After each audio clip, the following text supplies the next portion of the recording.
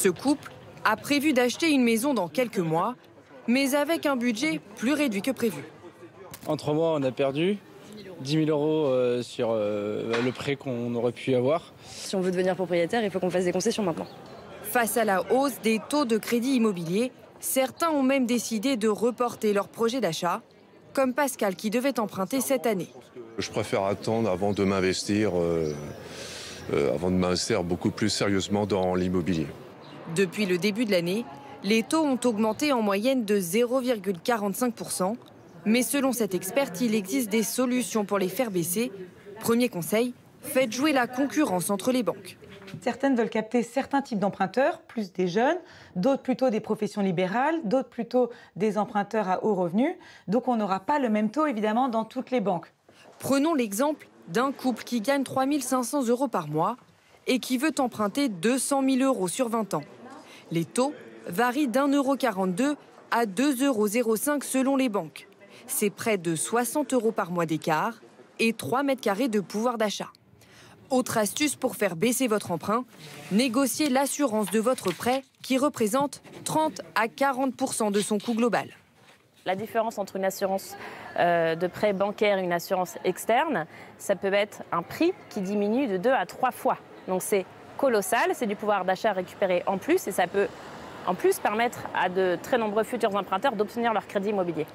Dernière astuce, pour les primo-accédants, il existe aussi des prêts bonifiés et des aides dans certaines villes, comme à Marseille, Toulouse ou Nantes, qui proposent sous conditions de ressources des subventions ou des prêts à taux zéro en complément de votre emprunt bancaire.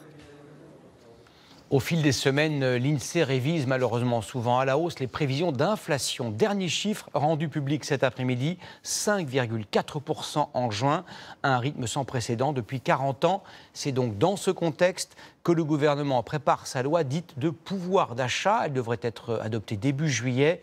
Un chèque alimentaire va être instauré. Son montant devrait être de 50 € par mois environ. Léa Kebdani et Sébastien Maloiseau vous en disent plus.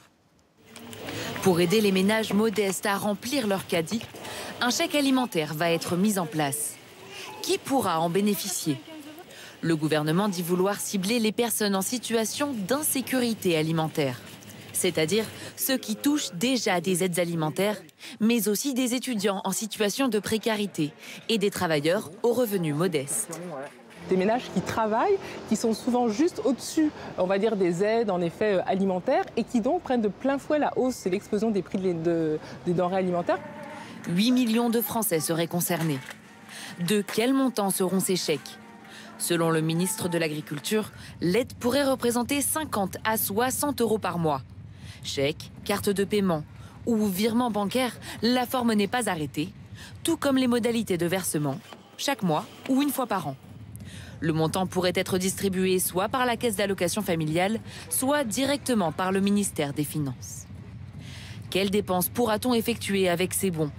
Pour encourager une alimentation équilibrée, le gouvernement pourrait privilégier l'achat de fruits et légumes. Le principal syndicat agricole demande que cette aide puisse être dépensée ailleurs que dans la grande distribution, notamment sur les marchés et directement chez les petits producteurs.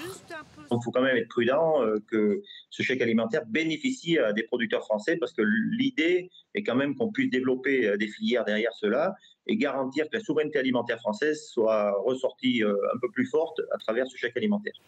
De nombreuses modalités restent à définir. La mesure pourrait être une des premières de la nouvelle Assemblée, avec un texte présenté au début du mois de juillet.